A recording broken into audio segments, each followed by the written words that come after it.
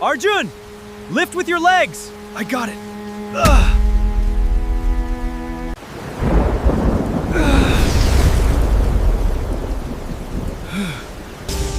Why is my leg burning?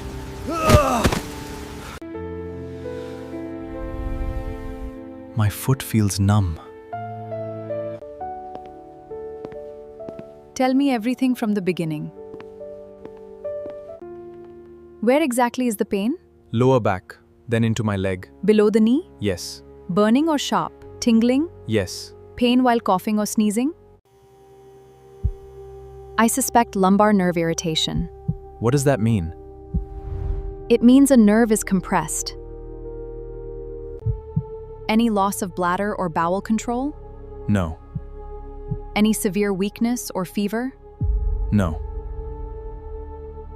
It could resemble piriformis syndrome or sacroiliac joint dysfunction, but your neurological symptoms suggest nerve root irritation. So this isn't just muscle pain? No, nerve pain behaves differently.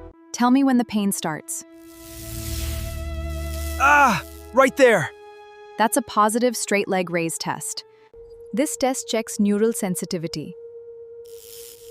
It shoots down my leg again. You're leaning to reduce pressure on the nerve. It hurts when I bend. Tell me if both sides feel equal. No, the right side feels dull. You likely have lumbar radiculopathy involving the L5-S1 nerve root. Will I need surgery? Most people improve with physiotherapy. Really? Yes. But recovery takes patience. First, we calm the irritated nerve. Then we restore movement. And finally, we strengthen your spine. Your spine needs stronger support muscles. So recovery isn't just pain relief? No. We fix the cause. These exercises improve nerve mobility without overstressing it.